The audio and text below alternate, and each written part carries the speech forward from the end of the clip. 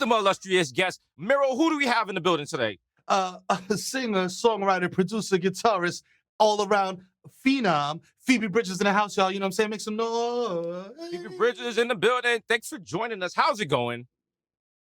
You know, I don't know.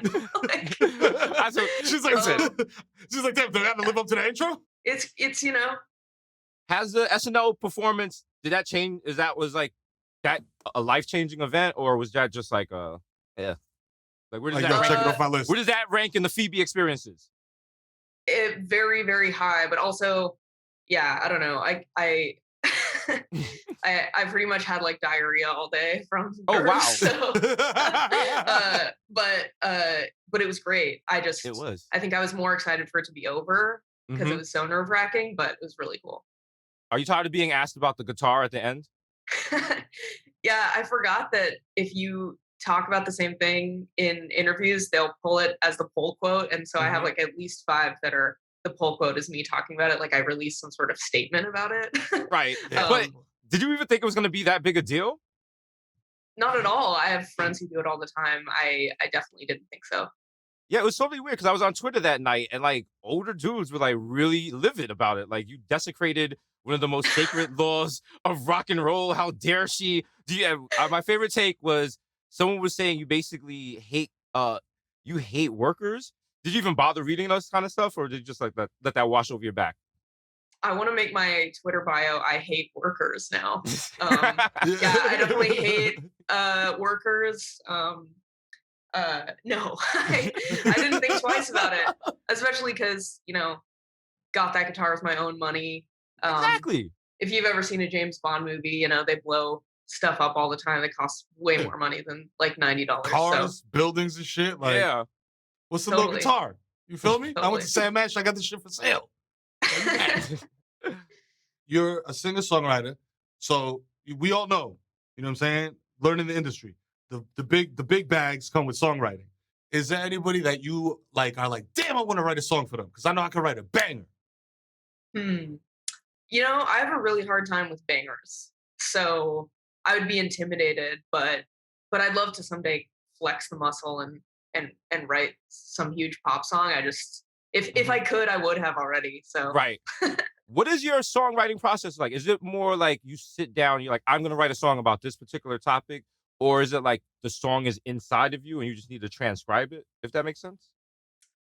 I think the process is it's just really bad for a while. Like I write a song that's bad and then a year later I change some words and suddenly it's good. But I don't really set out on specific themes. Got you. I just kind of start. It's like a really sad version of tweeting or something. You're just kind of like whatever. True. Except that there's a boundary between you and the universe. Got you. Also, shout out to you. Your Twitter game is very fire. You're getting good tweets off. I see that. I was like, all right. You know what I'm saying? I see you interacting with the people. You can hold your own. That's big in the social media world. You know what I'm saying? As a predicate Twitter felon, I salute you. You know what I'm saying? Oh, thanks. Been to Twitter jail more times than I can count. You know what I mean? If you ever locked up, holler at me. You know what I mean? We can make some moves. I got locked up for the first time this year. Why? What'd you do? It's showtime. You can say it. You can talk freely. Okay, there was a guy who was like, trans people only exist so that they can sneak into bathrooms and assault little kids, and I said, I hope you die. Right.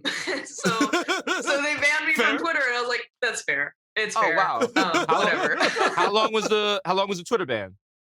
24 hours. It was a little slap on the wrist. Not so bad. Do they have longer ones? Like yeah. Oh yeah. Every time afterwards it gets longer. To the point where you can either just make a new account or but you know what? You're popping enough that you're gonna be able to just like DM someone from Twitter or worse from the worst, just DM Jack. He'll see the verified thing and he'll be like, oh, okay, all right. I think that I need to wish that this person dies right now publicly. Like, exactly. Please let me. Yeah. Also, can I make it my pinned tweet? So, exactly. You got that. Listen, I love the music is great. It's perfect for this time because it's kind of anxious. It's kind of dark, but not dark on purpose, if that makes sense. It seems to convey a dark, like Kyoto. They're saying that was about imposter syndrome, and I never even realized that. But it just seemed like such a really kind of dark, sad song. Is that what you were going for with it, or was it just like you're just like, nah, this is just my experience in Japan? Yeah, it's about all kinds of stuff. It's about I feel like when I'm traveling or on tour, I end up thinking about my life at home a lot more and kind of, remembering my childhood. And then when I'm home, I miss tour so much and I only think about that. So it's kind of about living outside my body. I think Gore Vidal talks about how he could only write about America and Italy and only Mm. write about Italy and America. And I totally feel like that. Talk about the show experience too, man. Like with the lockdown going on and everything, like you said, like you missed that experience. Like I feel like that's across the board, man, with entertainers. Like that intimacy of like, going back and forth with the crowd, especially like in your genre, it's way more intimate than like, a LMFAO show or some shit. You know what I mean? Yeah, although I'm not above it. I'd love to go to one of those. Like, Listen, if you me told me too. I could see LMFAO right now, I would like. I'm We'd be, I'd be we there. there. we'd be Heartbeat. right there. We'd be out there yelling. Yeah. Get vaccines. Every day like, I'm shot, shuffling. shot. How hard is it right now with the lockdown, not being able to perform? Have you tried to do like virtual shows, or have you just?